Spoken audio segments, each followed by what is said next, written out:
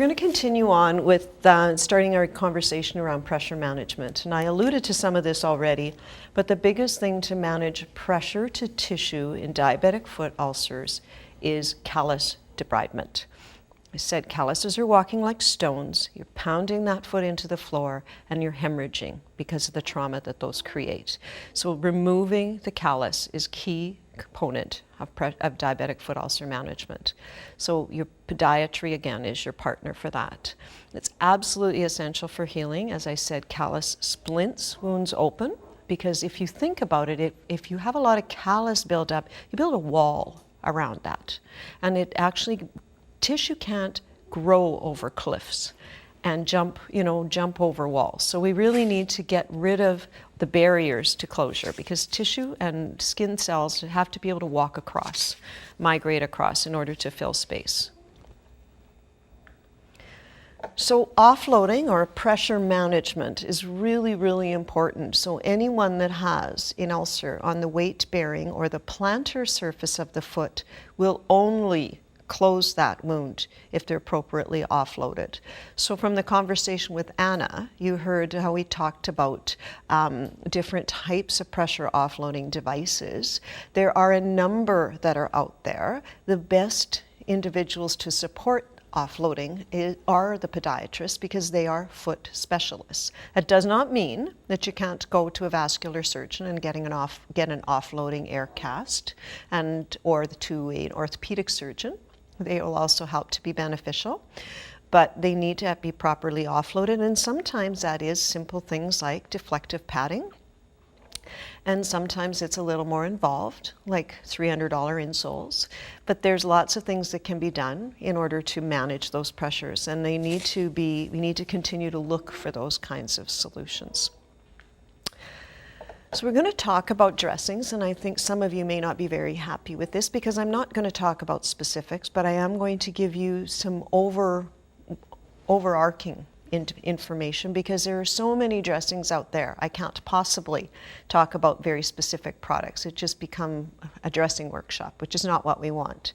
We need to look at how we select dressings according to the moisture level. As I said, moisture management is a huge component of infection reduction. So it's really important that we understand, that we find a product that actually manages that moisture. You have to remember the foot is a dependent part of your body. There is usually some edema that's involved in dependency, and so usually there's a significant amount of drainage in these wounds. Some more than others, of course, but often there is a lot of drainage.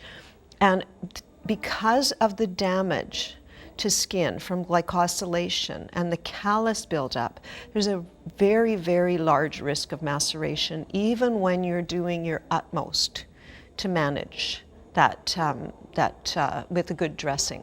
So it's really important to look at a few principles around that choice and how you actually can maximize the benefit of that dressing.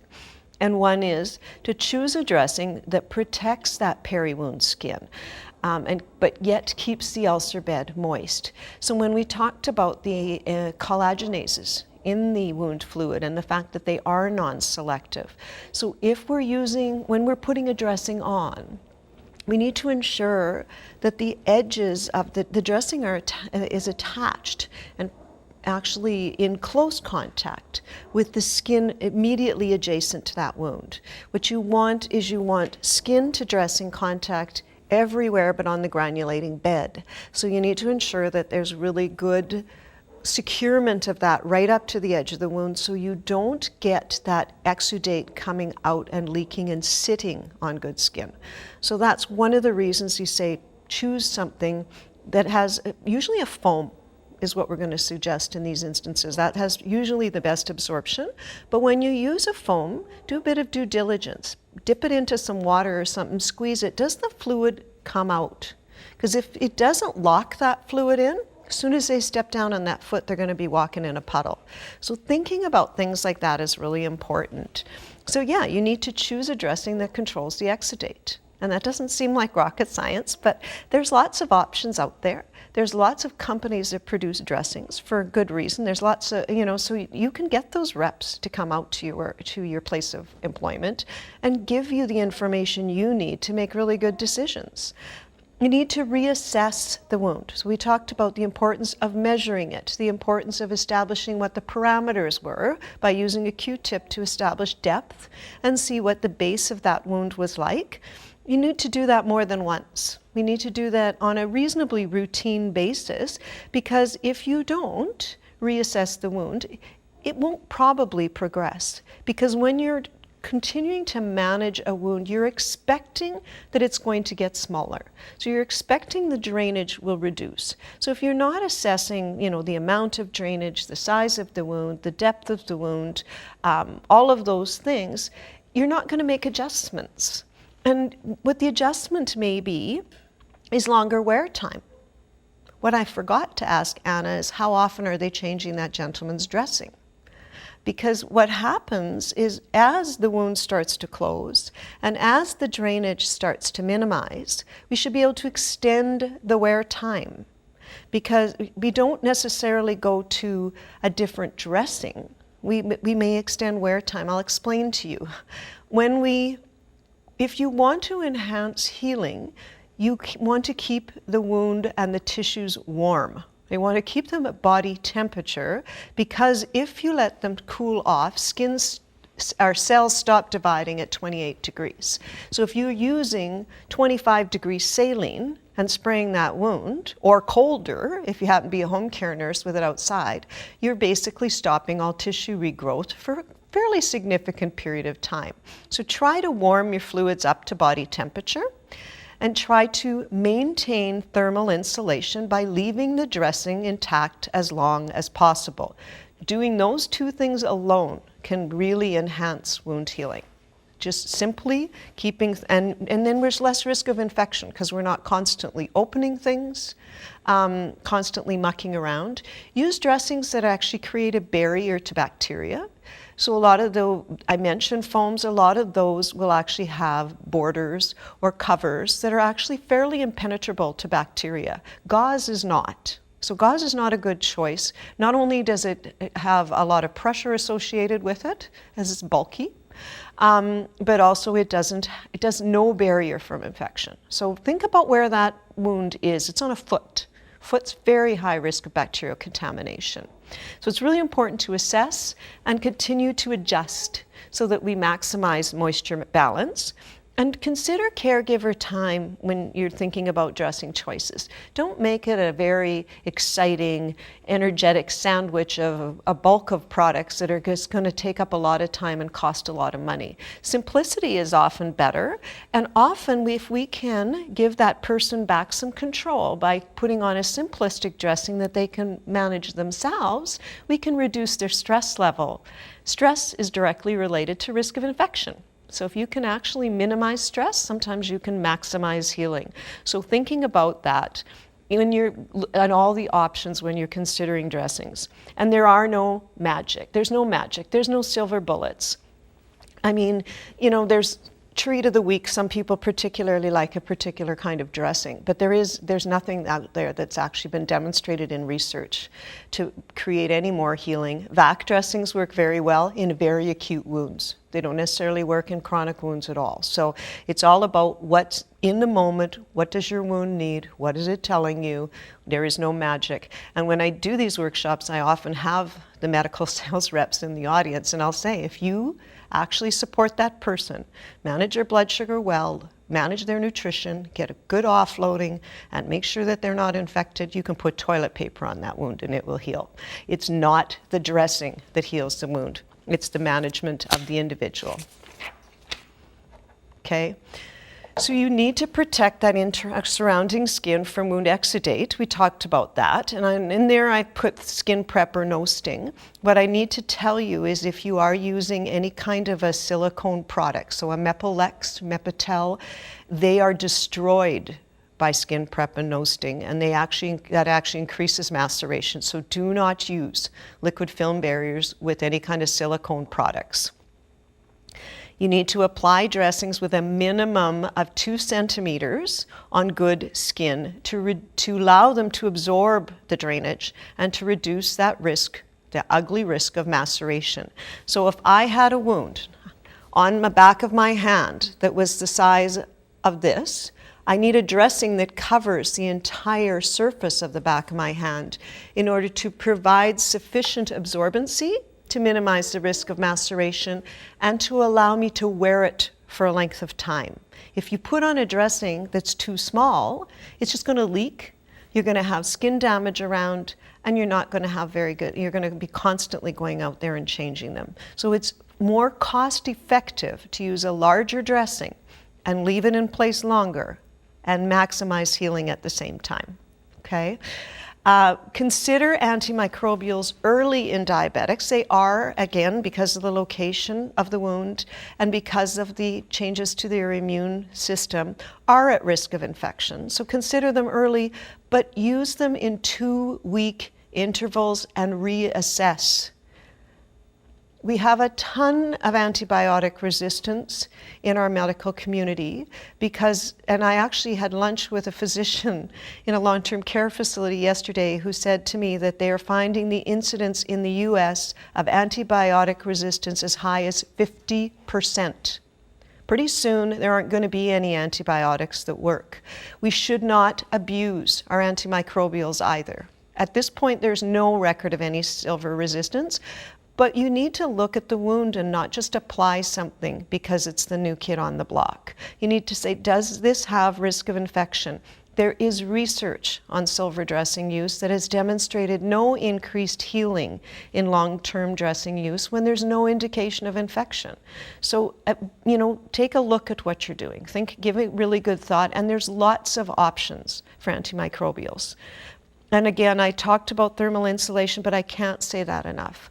Keep those wounds warm. I mean, when we started this in home care in 2002, I think, is when I took the International Wound Care course. And one of the only things we did initially was change our saline delivery system and warm it up and extend the wearing time when I actually audited all the charts in home care that had wounds at that point. And we looked at that and we talked about, when I audited those charts, I looked at the frequency of dressing changes, I looked at treatments, I looked at many things. But one of the things I did is when I audited the frequency, the bulk of dressings at that point, before we started our education, were daily. We had an educational component that was offered, and in fact it was a company-based component that our management made mandatory for all the nurses to go to, which was a significant expense for them. And then we re-audited those charts about 3 to 4 months later, and the bulk of our dressings were 3 times a week, Monday, Wednesday, Friday. We changed the saline delivery system, and our healing rates went up significantly. The other thing we did is we looked, as I said, about treatments. One of the things was I looked at any antibiotic application, and we had a client at that point in time that the chart indicated that they had been getting polysporin ointment to that wound for 365 days of the last year. Just so you know, antimicrobials or antibiotic ointments long-term are tissue toxic. So I actually had another lady, she actually had a leg wound, that I was asked to go see, and she had a very small superficial anterior shin wound. And I went out with the nurse and we talked to her, and she was a very elderly lady, and so I had a conversation, and I said to her, I don't see anything wrong with what we're doing here, but you tell me what you're doing, because we're not seeing you every day. She said, well, I clean it off with this, and then I apply Fusidin. I said, oh, and how long have you been applying that Fusidin? She said, 18 months. I said, stop the Fusidin. She stopped the Fusidin. There was no wound. The Fusidin was eating her skin.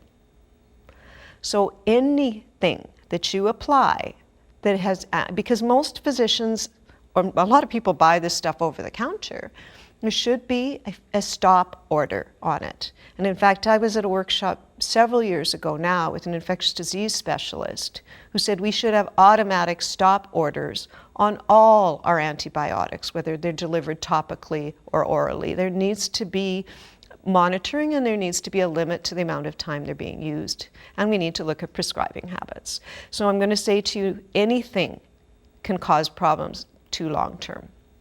It is really important to identify what current practice is and make sure that we're minimizing any of those toxic potential. Okay, so I've talked about moisture, but we really do need to find a moisture balance in these individuals, and that's very challenging to do. Optimal would be that ideal balance, because if you find that magic dressing that actually controls the amount of moisture sitting on the skin, it will reduce inflammation, it will increase cell growth, and it will increase the rate of epithelial coverage, which is what you need to get closure, right? If it's too wet, not only will it macerate, but it will increase tissue damage, it will increase your risk of infection, and the cells can't swim. They just don't do very well. They don't grow, they don't duplicate, and they just don't do well. If it's too little moisture, if it's dry, it inhibits any kind of skin covering because it barricades. When keratinocytes cross over, so if a wound is superficial, it can re-epithelialize. And how those little epithelial cells, or keratinocytes, will actually, under a microscope, leapfrog across that surface. And it has to be moist for that to happen. So it's actually kind of fast. You can actually see it under an electron microscope. So you minimize their activity if you dry it out. So we're going to talk about infection, because infection is, as I said, I think earlier on, one of the things that's probably the most likely to cause limb loss. And it is one of the things that's often not recognized, especially in chronic wounds, not just diabetic foot ulcers, but in chronic wounds. One of the things that changes in diabetics is that they have a long inflammatory response to injury. So what happens is, initially after an injury or a traumatic event, their inflammatory response is delayed. So immediately there's a higher risk of infection because the phagocytes do not migrate into the site as efficiently because of vascular limitations and other limitations within their immune system. So secondary to that, once inflammation does occur, and inflammation is important to bring the cells in, right? It increases the blood flow to bring the cells in that are going to clean it up and keep you from getting an infection. But then once they arrive, inflammation continues and it's prolonged. So it's not a natural response, and it's not a healthy immune response. So it's really important that we understand how to recognize infection in these individuals, and the clinical signs and symptoms of any kind of infection always apply. Local inflammation, fever, any kind of change in cognition, especially in elderly clients. Delirium can be secondary to infection. So thinking about those potential clinical signs and symptoms of anybody. Pain, you will have pain in an insensate foot if it's deeply infected. So sometimes that's the other reason you need to do baseline monofilament testing, because if you know that person has no sensation in their foot and you go to see them and they present to you with pain, that is a huge red flag for infection. So semi-quantitative swabs will help to identify. Topical antibiotic application may, and the trial of systemic antibiotics may. Those two things may manage it, but we're going to talk a little more. So how do you get a culture? First of all, I can't ask you because I can't see you guys face to face other than those in the audience, but often when I do the workshops, nurses tell me no lab's ever going to processes their wound swabs. And actually that's should be not true, but there's a process to how to get that to happen. First of all, wounds need to be cleansed before they're swabbed. You're swabbing tissue counts. You're not swabbing the bacteria that are naturally going to be in an exudate. So they need to be cleaned, not scrubbed. They need to be sprayed clean of any drainage prior to taking a swab. And the usual cleanser is normal saline or sterile water. Don't culture dead tissue. It's loaded with bugs. And I mean, that seems obvious to us, but I've seen people swab stuff that's amazing to me. So if there's dead tissue in there, it's not a good point. Don't do it. It's just a waste of healthcare dollars to send that. When you have a fairly clean bed in an area that's clean of any dead tissue and you remove the exudate, you put a sterile glove on, you take the star swab within about 2 inches of the end of the swab, and you actually center it in the wound, and you put sufficient pressure on as you rotate to actually get that tissue to bleed. You want the tissue count. You need to warn the person, because sometimes that will be painful for them, but you need to get a good sample, and then that's what goes to the lab. And when you send that, what you need to say, you need to tell the lab why you're sending it so that they will actually process it. So part of what I did was swab wounds when I did my research. So I had to figure out, how do I do that? What do they need to know? And the infection control, the head of infection control actually in Saskatoon Health Region told me, what you do is you tell us why you're sending it. So on your requisition, you tell them the location of the wound, the reason that you feel it's infected, so an advancing cellulitis, increased inflammation, increased drainage, increased pain, and where it is, what the reason is for sending it, and ensure that they know why you're doing it, and you ask for culture and sensitivity. You ask for culture and sensitivity because wound swabs, as I just said to you, there's a huge amount of antibiotic resistance.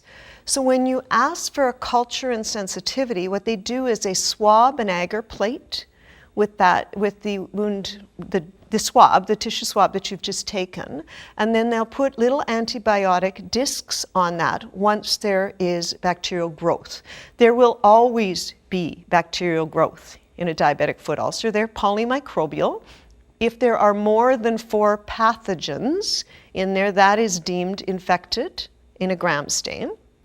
But when they'll culture the organisms, they'll put little tiny antibiotic discs on there, and they'll look for rate of inhibition. They'll look for when growth is inhibited of those bacteria and determine which antibiotics will work.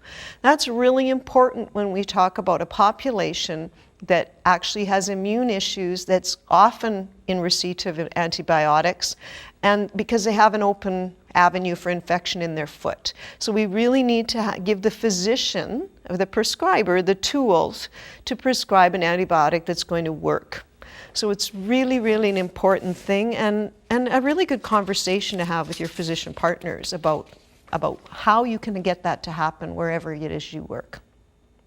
Okay, so those clinical indications of infection are, first of all, only a 2-centimeter erythemic border. So little bit of redness, 2 centimeters of erythema around a diabetic foot is limb-threatening infection.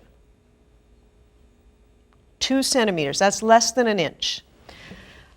A large amount of drainage despite best practice. So if you're seeing someone who seems to be progressing quite well, and suddenly they present, for whatever reason, with a large amount of drainage, that could be deep infection in the tissue that's declaring itself. And if there's suddenly a change like that, you need to send them on and tell people why you're sending them. Unfortunately, far too many people return from the emergency ward without getting the intervention that you need because we neglect to give the practitioners receiving them the information as to why they came. I tried to always phone the triage nurses and tell them why my patient was coming or my client was coming in and what was different, because they don't know them from Job. And some people will present looking like they're really not that bad off, but there's a lot of things going on, and we can really minimize the amount of agony for the person and the amount of debridement that needs to be done by addressing it early. Pain, as I said, in a previously insensate foot. So if suddenly somebody presents with pain and they have you know that they don't have much sensation, that is a huge red flag. A sudden spike in blood sugars can really indicate that there's a problem.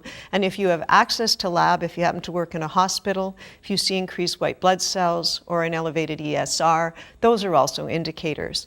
And often, as with any type of infection, you don't tend to see one symptom in isolation. You tend to see a myriad of things going on.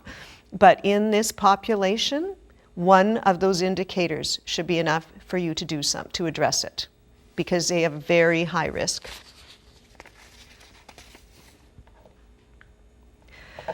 So I started to touch on this, and I did touch on this, and I'll touch on it again, that routine use of topical antimicrobial creams and ointments are not advised for more than 14 days. Not only can they be tissue toxic, they do increase the risk of resistance. Resistance does not just happen with oral systemic antibiotic ingestion, it also happens with topicals. And for example, polysporin is a broad spectrum antibiotic ointment. So it's going to potentially cause resistance to multiple agents.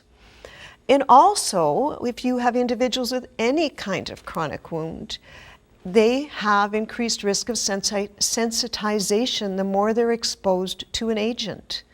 So if they're continually exposed to something, they will eventually, over time, have the potential to become allergic because they have no skin to actually create a barrier between them and your internal self. So there is a huge risk. You see this all the time in venous ulcers, that they get hugely sensitized to multiple agents because of ongoing dressings. So it's really important for that reason as well to minimize all of those things that continue to get addressed. So keep it as simple as possible. So antimicrobial dressings are indicated in wounds that are showing you signs of infection or wounds that are a very, very high risk of infection.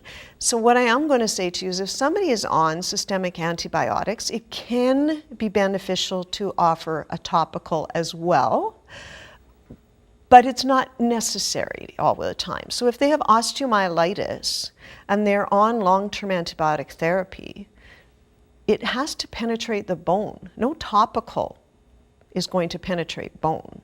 So, is there really any point to that?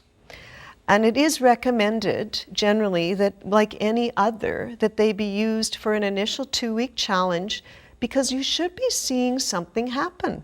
You don't just, we don't just put it on to put it on. You should be seeing that it makes a difference. And after that 2-week, we should reassess and make sure that it's working. And if it's not, we should change it up. There's other antimicrobials we can use, or again, we're monitoring the individual, remove it and see what happens. Generally speaking, I didn't tend to use tons of antimicrobials. I used more in my diabetic population than others. But you do need to monitor. It's like anything else. You need to monitor, reassess, reevaluate. These things cost a fortune, and no, I don't pay for it. But at the same time, if it's not no benefit, if it's not going to improve outcomes, it's really not valid to continue to use it. And as I said, there's good research out there on silvers. And when you look to agents like the Canadian Association of Wound Care, when you read the research, there is not a good support for ongoing protracted use of silvers. So when you've been doing everything that you think you can, and you've supported best practice in every way you can, so trying to manage pressure, trying to offload individuals, trying to offer them really good nutritional support, looking at pain management, and the wound is still not progressing, sometimes it's appropriate to have a conversation with a physician about a trial of systemic antibiotics. Because sometimes in chronic wounds, that infection is so understated that sometimes we need to do that. But it's not my first line, but it has helped in some instances. But again, get your baseline, know what the size of your wound before you started, and actually try to identify if it's made a difference, because we need to validate what we're asking for. So I'm going to talk a little bit about surgery, because to me this is often overlooked. And what I found in doing a lot of the background research was that generally, a lot of times, at least in my past when I worked with vascular surgeons, a lot of the older school physicians didn't feel that there was anything they could really do for people with diabetes. And that actually stems from I think it's about a 1957 research trial, like very, very, very old. And it was done on cadavers. Doesn't that sound lovely? And what they found when they dissected the lower limb of an individual with diabetes, that they had occlusive disease. And generally at that point it was seen to be in the lower limb. So they determined that they tended to occlude their lower limb vessels, and that there was nothing, because it was large-scale occlusion, that there really was nothing they could do. Actually, the study later that was done in about 1998, what they identified is that there is a higher incidence of atherosclerotic occlusion in large vessels, but it tends to spare the smaller vessels of the foot. So in actuality, vascular surgery can be extremely successful in this population. And we have some very innovative vascular surgeons we're privileged to have in Saskatoon. And they've been doing some really tremendous work on limb salvage, that I did do some of that in the past. But essentially we need to encourage, for lack of a better word, some of our other physician and nurse practitioner partners in the province to send people to vascular surgery, because sometimes there are options, and sometimes people are overlooked. Quality of life is very much affected by amputation, as you can well imagine. And at one point, I had a gentleman come to me, and I used to see people in the Saskatoon home care office on occasion. And I had a lady that was referred, I think, I'm trying to think who referred her. I want to say it might have been a plastic surgeon. And in this case, her husband actually had rheumatoid arthritis, severe rheumatoid arthritis. And he came with a fully exposed shin bone, like a partial shin bone. So it was a wound that was about 3 by 2 centimeters in size, completely finished edges, so there was no capacity for that to close, completely exposed bone in the bottom. Well, I thought, holy man, what are we going to do with this? Very compromised individual. Really, there was not a lot I could do, but we put actually a really low-tech dressing on that, protected that area. And he came to see me fairly routinely. He eventually actually shut down his peripheral circulation. But when he was very close to the end of life, he started opening up other wounds on his feet and things.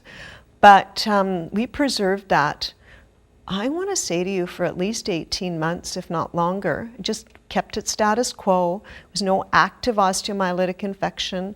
He retained that limb until the day he died. And that allowed him to live with his wife, to live independently as possible, because without that leg, he wouldn't have been able to stay at home. He wouldn't have been able to transfer. So minimizing and the outcomes, the likelihood of amputation, even in non-healing wounds, is huge. So if you can maintain status quo, you can maintain some quality of life. So it's really important to recognize that. But one thing I will tell you is sometimes wounds, so when vascular surgeons try innovative procedures, what they sometimes do is they increase the blood flow for brief periods of time, and I'll explain a little more about that. But typically, and that was the reason I said to Anna, has your individual been referred to a vascular surgeon? Because you need that little bit of extra blood flow sometimes to grow that tissue back. But if they re-occlude, you can often retain that limb for the long term if you protect them from trauma, because you need less blood flow to maintain your skin than you do to replace it. Does that make sense? So when you look at studies that have been done with post-bypass graft in diabetics, they have patency rates higher than some of the other population, as high as 92%. So for example, if you were a smoker and they elected to bypass graft, but you continued to smoke, your patency rates are not going to be good. But you can have diabetics that have patency as high as 92% after 3 years. That's huge, huge, with corresponding limb salvage rates of 96%. So tremendous results. And in a meta-analysis, which basically means they took a series of research studies, they pooled them, and then they looked at the results. They looked at primary patency rates in diabetes, were pooled at 63.6%, secondary at 70.7%, and limb preservation close to 78%. So that's in a multitude of research studies. So overall, diabetics have extremely good responses to limb salvage surgeries. And so we're seeing a little more of that happening. But one thing the vascular surgeon said to me is we see them too late. Because everybody, they wait till they have a gangrenous foot or something. Well, now it's too late. If somebody presents with gangrene, and depending on what else is going on with them, typically if it's a large percentage of their foot, the options are often amputation, right? But if they present with a single digit, and you can dry that digit out, sometimes they will auto-amputate and you can preserve the rest of the limb. So we'll talk a little bit about that too, but it actually is quite simplistic, and it's also used in arterial ulcers. But what the surgeons here, the one that I worked with, who started to do is take people into diagnostic radiology and do something called a subintimal angioplasty. So they went in with which you would with an angioplasty, so they put the catheter down, and if they couldn't balloon open the vessel, they had a little scalpel and actually would go around the occlusion, out extravascularly, back into the vessel, because as I said, the small vessels of the foot are often preserved, and blood will flow in the area in the direction of least resistance. So it create a path, and it would flow down into the lower foot, and we actually got some wounds to heal, even though that vessel was still occluded. They just created a new way for the blood flow to get there. And those areas don't necessarily stay open long term, but if they stay open for a little bit, then we had the ability to sometimes get that closure, and then long term hopefully salvage that limb. And it actually worked in people of quite advanced stage and advanced disease. So there is some really innovative things that have been done, and it's well worth prodding physicians a little bit sometimes. They need that little extra to say it actually is okay. Because when they went to medical school, they learned about the study where that diabetics are occluded if they're an older physician, and that's been the word of thumb for decades. So we really need to change some of that thinking. So unfortunately, in some of our individuals, surgery is not going to be an option, or they're not going to get referred in a reasonable time frame. So there are some things that can be done for conservative management for ischemia. So one of the things when we talked about debridement, I said, make sure that they have peripheral blood flow before you open up that can of worms.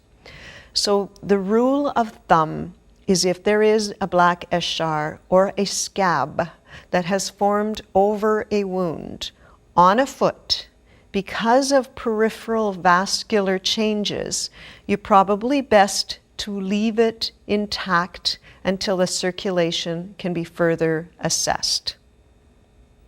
Okay. Now, if you have the means to assess their circulation and can establish that they have potential to close it, maybe then there's an agent that can be used, but you're safer to paint that wound with either betadine, povidone iodine. Chlorhexidine will also work, and keep it dry. If there's sufficient blood flow for closure, the wound will heal underneath that scab. So I'll tell you a story.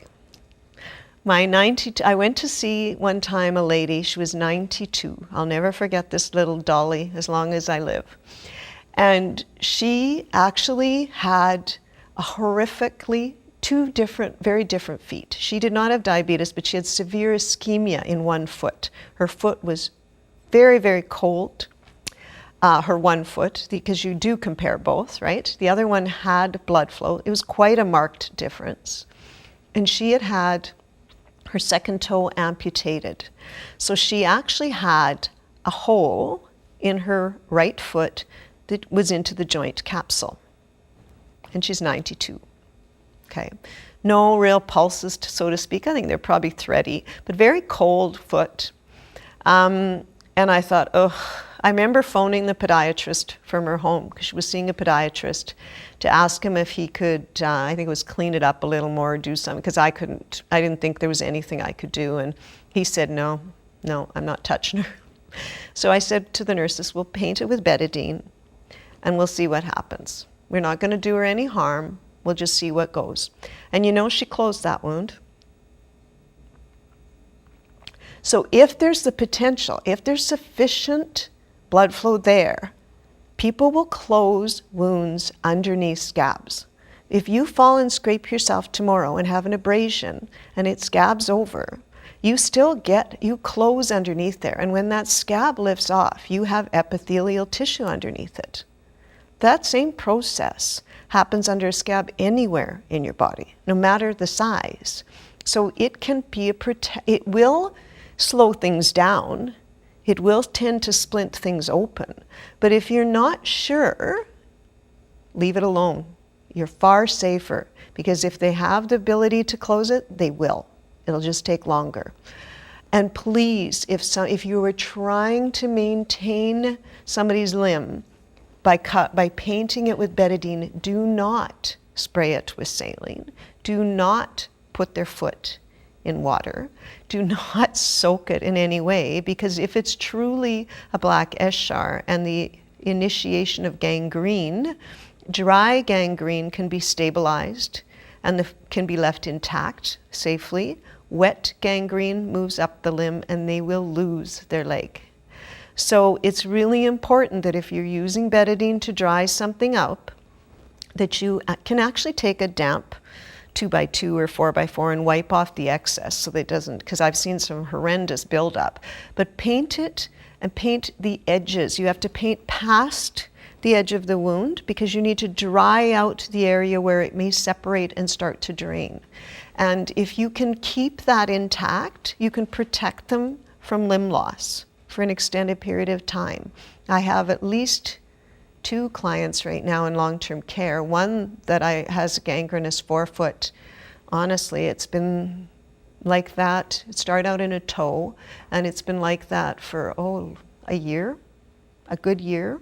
It's moved into her foot, but it's moved very slowly. She's not a vascular surgery consult. If you dry that out, you also can minimize a little bit of the pain, and you also minimize the odor. So it becomes much more palatable for others. And that limb's been maintained for a long time, and she's actually doing really well. She can't walk, so she never did. So it's actually quite amazing. But the other thing is, if you have any diabetic clients, irregardless of whether or not they have any open areas, foot soaking is absolutely anathema.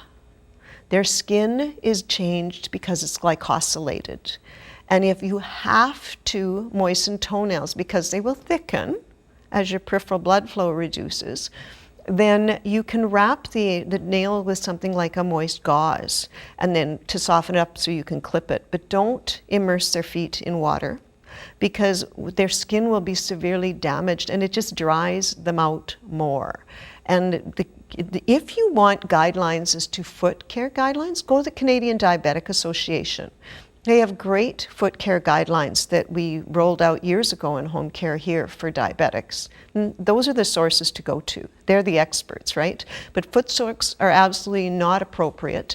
And I've had people come up to me after and say, well, you know, I cut my mother's toenails and she, yeah, well, and she likes to soak her feet and yada, yada, yada. But you have to educate people, right? So we need to try and tell them that that's really inappropriate and it just puts their foot at higher risk. So it is important to know that.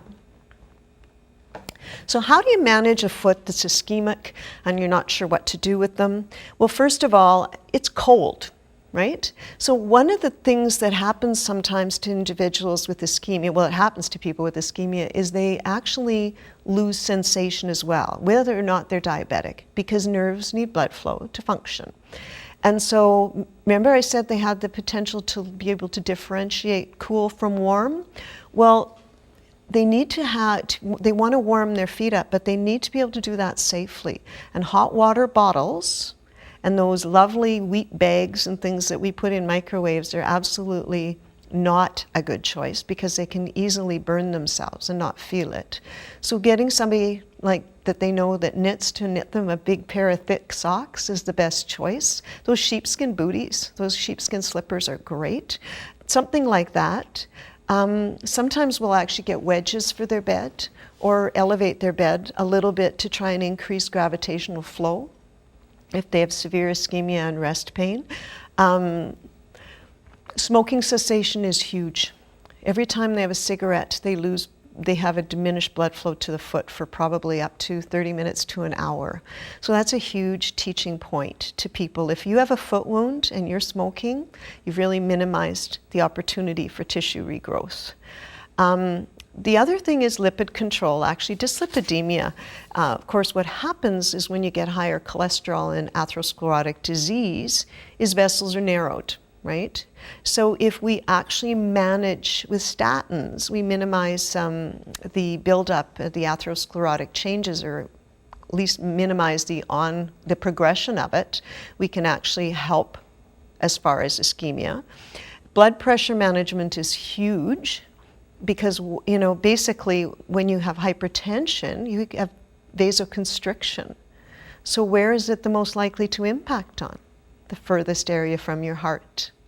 So blood pressure management is tremendous, and so we should be monitoring it, and we should be having discussions with individuals that are prescribing about how do we control that blood pressure and do you know the targets?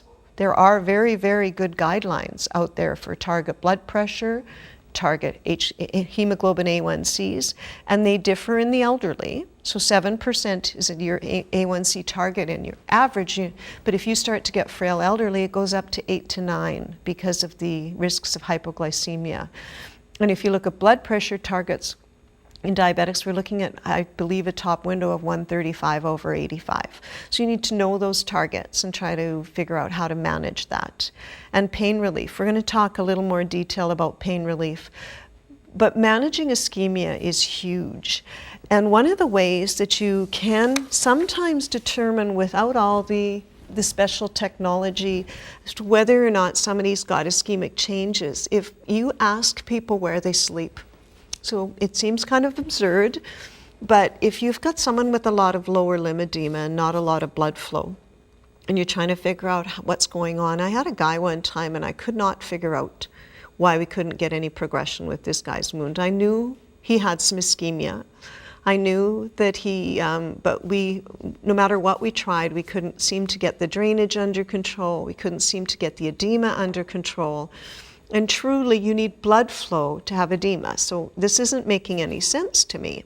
So finally, in desperation, I said to him, "Sir, where do you sleep?" And he said to me, "Oh, I sleep in my recliner chair." Bingo, there's the problem. That's why we have an ongoing challenge with dependent edema. But that taught me to ask the question, but B, when you ask somebody where they sleep, and how they sleep, that's important. Because if they have the beginnings of arterial disease, they may not be able to keep their legs up, right? So if you say to them, where do you sleep? And they say, "I sleep in bed." And you say, "Do you ever wake up at night with leg pain?" And they say, "Yes." Ask them what they do to get that to go away. And if they say to you, "I get up and walk around," I'm going to say it's probably irritable leg syndrome or something else that's causing the pain. But if they say, I sit up and dangle my feet over the side of the bed, they have ischemic disease. Ask if they can walk. People will tell you that they, if you go in and you say to somebody, do you ever get cramps in your calves? Because that's a symptom of claudication. Without identifying what you're looking for, they might, because they might have them from potassium changes or from other things. But if you say to them, when you walk, do you ever have pain in your calf or up the backs of your legs? And if they say yes, that's a symptom of arterial disease.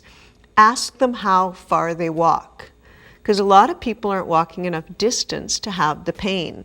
So if they say they never go out of the house, if they never walk a city block, and they say they're pain-free, that does not mean they don't have ischemic disease.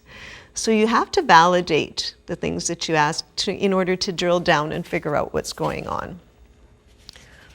So one of the overwhelming things that will occur in individuals with ischemia, they always tend to have pain.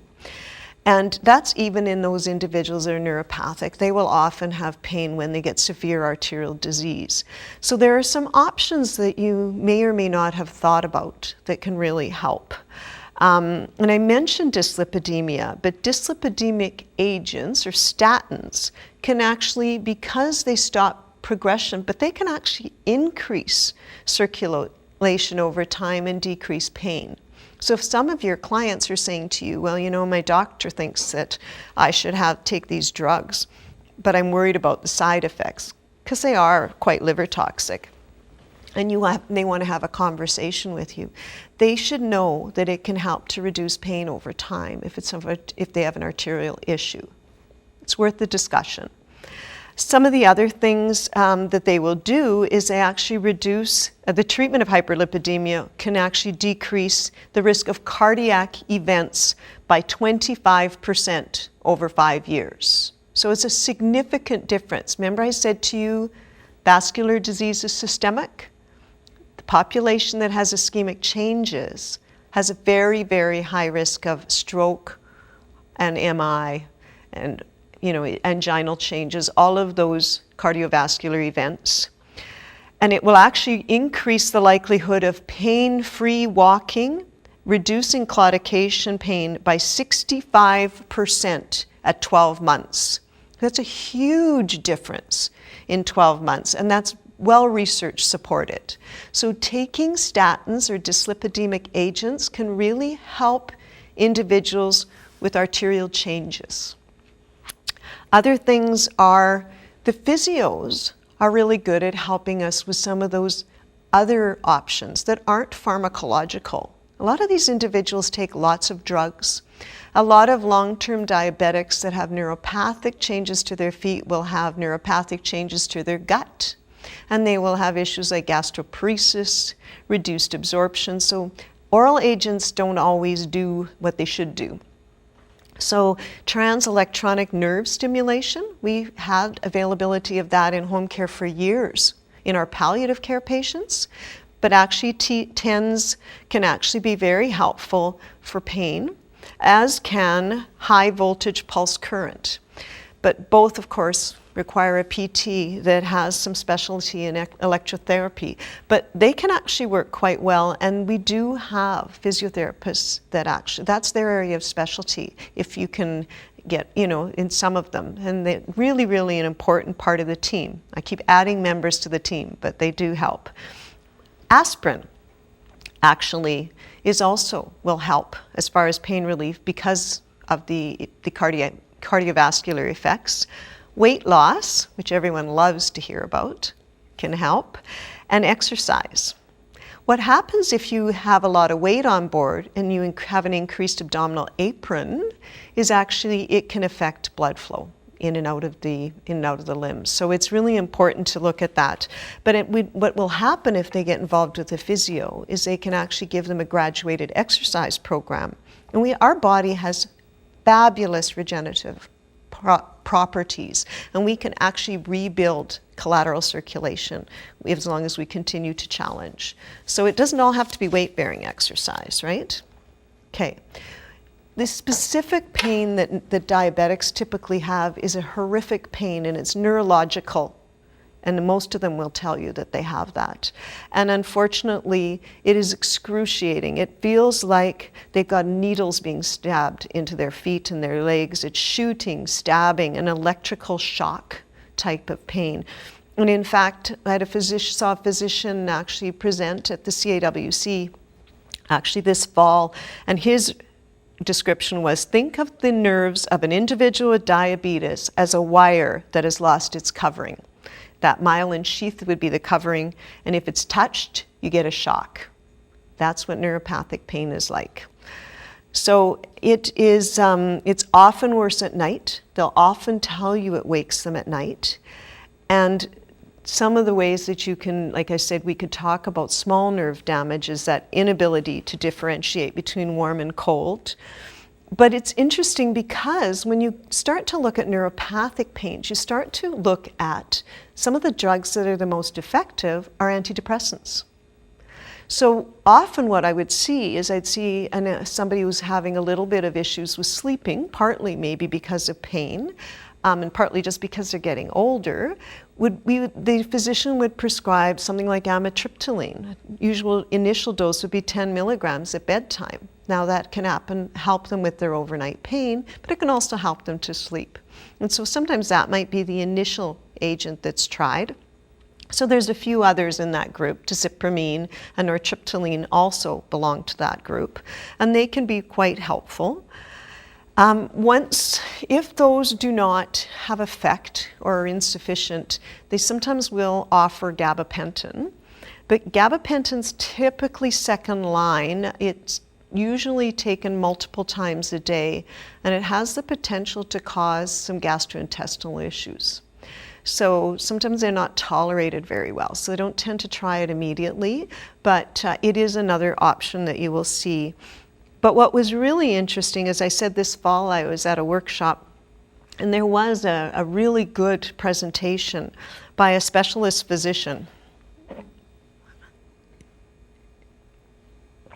And he actually talked a lot about things like the WHO pain ladder, which is always important, and looking at opioids versus other agents. But what he said is that trials have shown that drugs like Cymbalta and tramadol, which is an opioid agonist, so there's less risk of addiction, have had at about a fifth to a tenth of the usual dose that you would use to treat depression, can be paired with gabapentin with good effect. So that was different. He said, this one's going to make everybody chuckle, there is also really some good use of Viagra and Cialis as treatment for neuropathic pain, because they do actually impact, I guess, on nerves. Ketamine, you may have heard of ketamine. It's a drug that they suggest for localized neuropathic pain, so potentially you could create a vehicle to deliver that drug topically. So rather than actually administering it orally to a population that might have gastrointestinal issues, they can sometimes offer it in a vehicle topically. Possible roles for topical narcotic agents. So one of the things that I used to do when I had one particular lady who refused to take pain medication because she lived alone, she was elderly, she was worried about falling, she had excruciating pain in a limb wound. And what we did is, there's now a number of pharmacists they call compounding pharmacists. So what I did was contact one of them, and actually we got some intrasite gel, and they actually used that as a vehicle to deliver morphine direct to that tissue with good effect.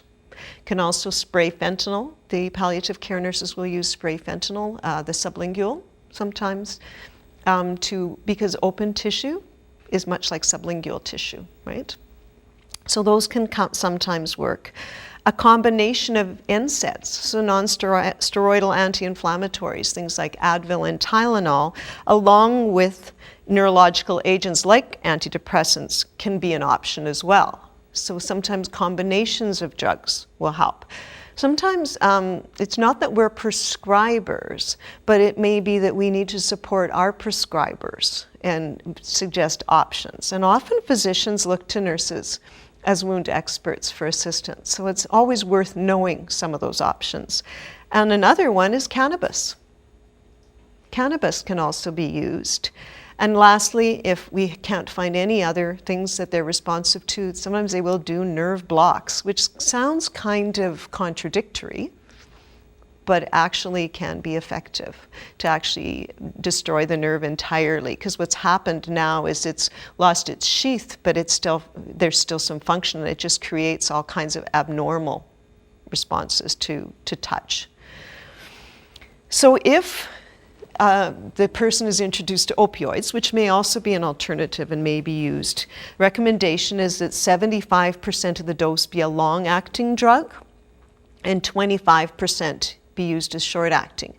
So whenever you're dealing with pain that is pretty much consistent and persistent, for example, as in palliative care, you typically introduce say an MS Contin, for example. The Contin is the long-acting, and then you offer a short-acting morphine for breakthrough.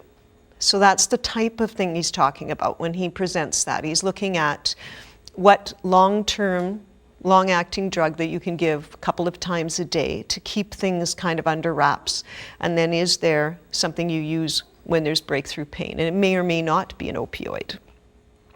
Hyperbaric oxygen is actually pain managing. Unfortunately, in this province, we have virtually no access to hyperbaric oxygen, but it does help. And at the conference this year, they actually were demonstrating a new product that has topical oxygen component, which is very interesting. And they had done some research in diabetic foot ulcers, did feel there was a role for it, but it's just starting to be used. So I don't have any research to support that, but it might also help as well in pain relief.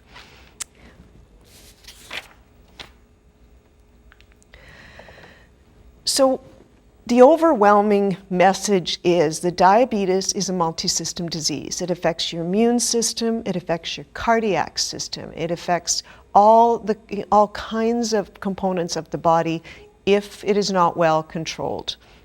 And we really need to advocate for this population because the incidence of depression in any chronic disease is high. In diabetes, it's up to 40%. Stress and depression can be related to socioeconomic status. And actually, one of the other nurses that I know who's was also a faculty member of the Canadian Association of Wound Care did a study on diabetic men in this case. And she did it in Calgary because that's where she works. And she used to work for home care. She now teaches at Mount Royal College. And Nikki actually surveyed individuals under the age of 65 that were going into a diabetic foot ulcer clinic in Calgary to try to determine because she was looking for individuals that should be able to, of working age, because she was looking at socioeconomic status. And if I recall correctly, one of the overwhelming messages was that they actually lost over 30% of work time to appointments, to other kinds of related to complications of their diabetes and their diabetic wound. Tons of them, most of them, the great majority of them, I think something like 65%, could not maintain full-time work. So it has huge economic implications. So can you imagine because some of these individuals are quite young, can you imagine trying to raise a family and only being able to work part-time? So tremendous amount of stress. Stress leads to insomnia, insomnia leads to more stress, and also stress contributes directly to the risk of infection. So over and over and over again, I have mentioned all the people that need to be involved in the management of diabetic foot ulcers. The interdisciplinary team is the gold standard of diabetic foot ulcer management and something that we need to work towards, whether that's a virtual team, because I work with the nurses up north.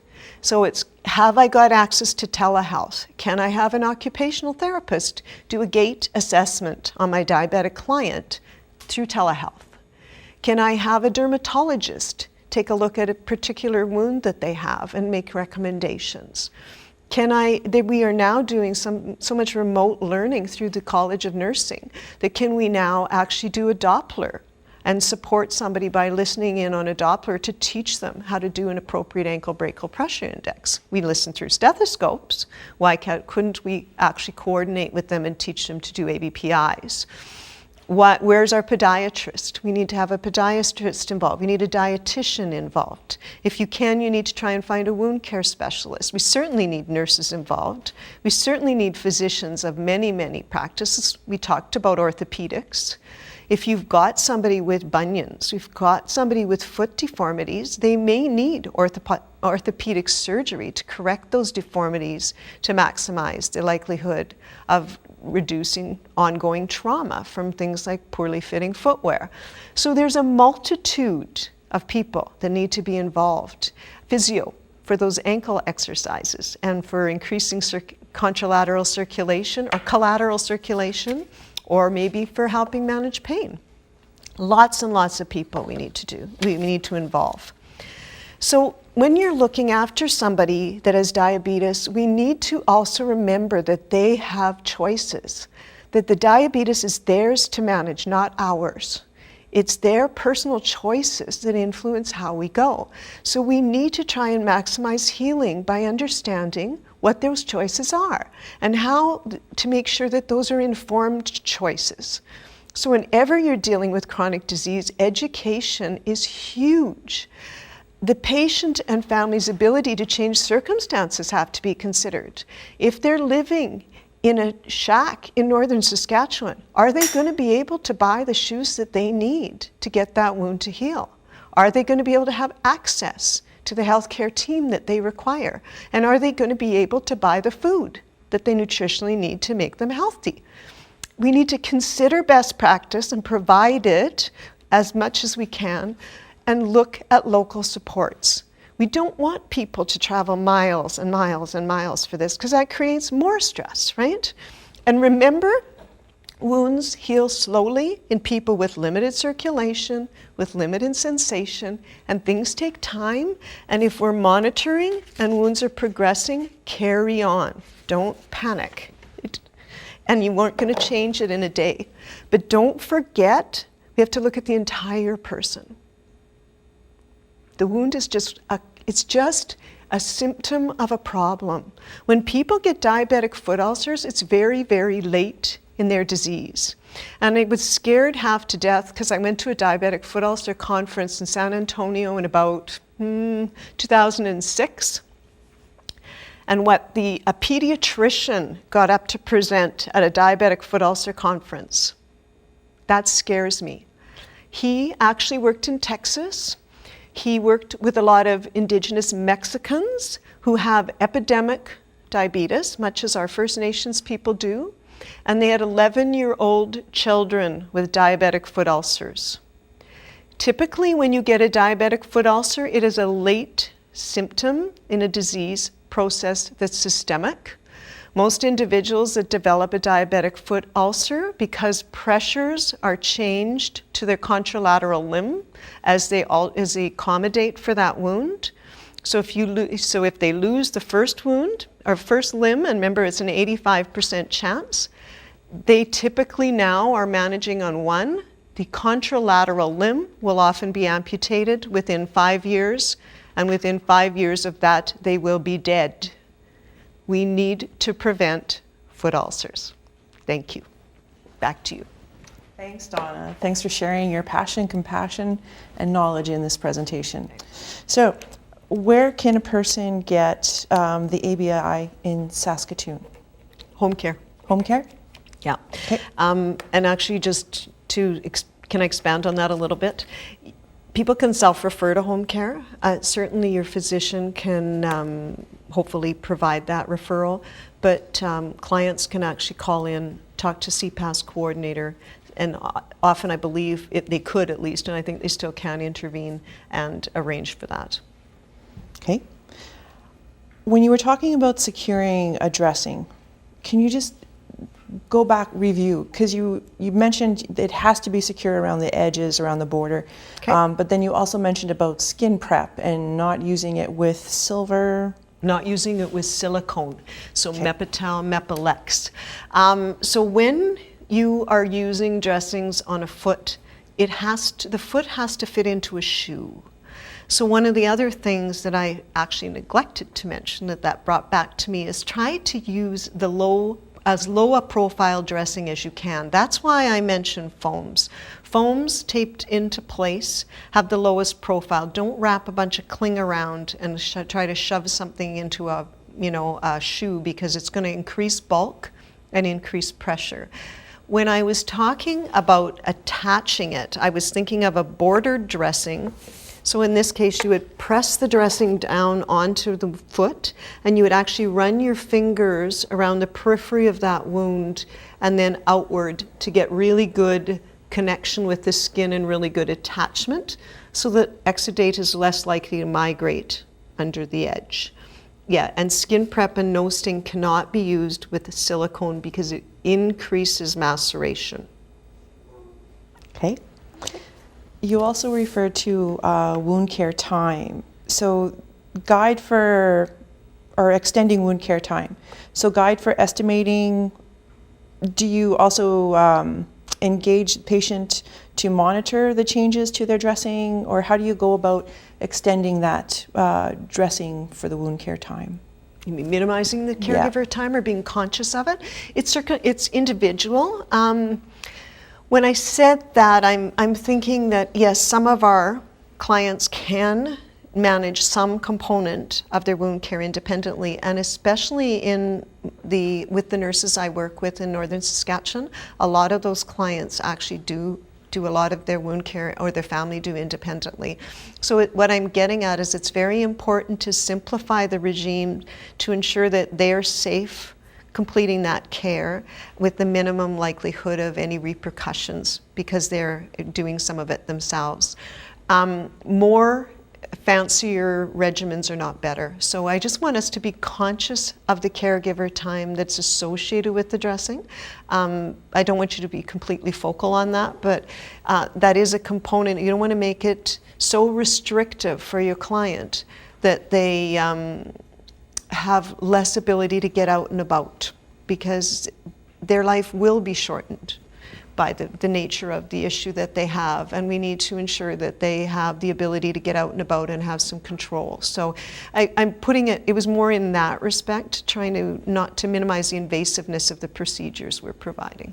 So we're still looking at wound dressing change then within like a average of like a 2 to 3 day, or? Yeah, we're still looking at a time frame about what your target is for dressing change time is you're targeting to try to get something stay in place minimum 2 days to 3, and hoping for 3 days. But it's so dependent on how much they exercise because of blood flow, and and how much they walk on it, and whether or not they'll leave it alone, and whether or not the dressing is absorbent enough. So we target 3 days.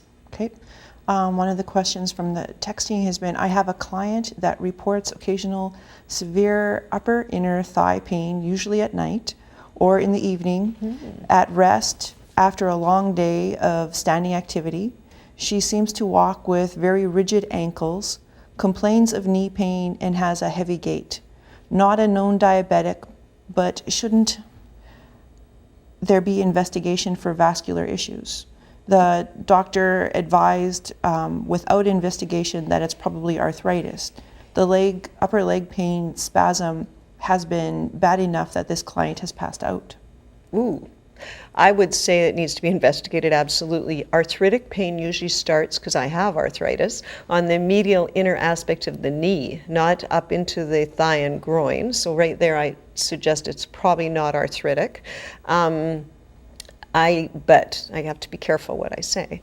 But I definitely think there's something going on in that person's periphery, whether it's a muscle joint issue, whether it's a polymyalgia rheumatica, whether it's a fibromyalgia. There's lots of things that could be going on to change that person's gait and walk. And absolutely, probably where I'd start with that person might be seeing if they could ask for a referral to an orthopedic surgeon if there's obvious ankle changes, and proceed from there.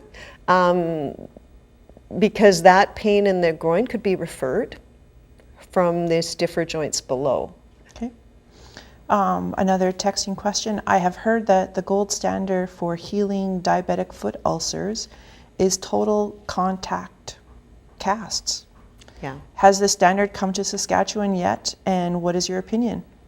The standard is universal, yes. Total contact cast is one way to go forward and proceed. Total contact casting traditionally has been used more with something called a Charcot foot. And I didn't go into Charcot joints because it adds another level of complication to the discussion.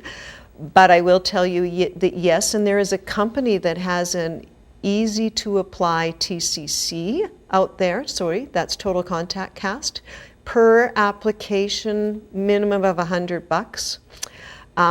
There you have to know how to apply that because it is a rigid device that's being applied, and if you don't do it correctly, you can cause more problems than you solve. Yes, but total contact casting is best practice. Our problem is A, we don't have access to the casts, B, we don't have it's not covered. And if you have someone with an acute Charcot joint, that's when we recommend them going into total contact cast, and that's typically, I've initiated that when I've had to through podiatry, but that's actually a whole nother discussion. But no, you're absolutely correct, it is appropriate, but try to figure out a way to get it done. Thank you. And do you recommend using saline before the betadine done when you're drying out wounds?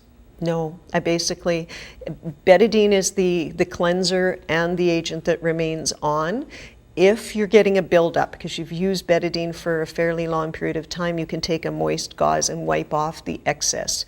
But don't use any amount of saline or it just defeats what you're doing. And betadine initially, when there's drainage, must be applied twice a day. So often you have to involve the family to do it in the evening if it's a second time. And it has to dry, air dry, and then before the dressing goes on. And no occlusive dressings. So gauze in that case is best practice. Okay, and just to confirm, for the breakdown of the Mepilex borders, that is the skin prep and the... Yes, it's no sting and skin prep, and I've been told by the rep that what it does is it destroys the silicone, and then that increases the risk of maceration. So the silicone dressings, the Mepilex border, the Mepilex foam, the Mepitel, are designed for fragile skin. So they are tacky but they do not stick to moisture. So they don't stick to granulating tissue. And so why they're designed is for that. So why would we put something on that's going to make them stick more? Right? Because what no sting and skin prep do is you apply those partly to protect surrounding skin, but partly to get dressings to be more adherent. If you've got somebody with really fragile skin, do you want to stick that dressing on that tight? So they particularly designed the dressing that it couldn't be used in conjunction with it. Okay. When you were referring to the delayed inflammation response for people who have diabetes, does the inflammation response also extend for them? Yes. Okay. Yes, it's slow to get that response started. That's why there's a higher risk of infection, and then it's delayed, so it goes on for a longer period of time. Yes. Okay. And when regards to the 2-week challenge for antimicrobials, what time frame for a specific dressing without microbials? Without antimicrobials? Yeah. There is no specific time frame for those dressings. What I'm wanting you to do is review, assess, and you may use the same dressing, and as the drainage reduces, use a longer wear time and make the adjustment that way. If you've got a dressing you've got access to, if it's working, if it's not causing any problems. You may also find that as drainage reduces, you actually go to a lower and lower profile dressing. So part of it is, what do you have access to, what do your supplies dictate to you, and what does the contract that the health region has dictate to you. But you can adjust as well by adjusting wear time versus the type of dressing you're using. Okay. So we also had a question on antimicrobial dressings. And it is, we get a lot of orders to use them prophylactically when there is no infection present, on clients that are at a risk for infection though. What is your opinion on this practice?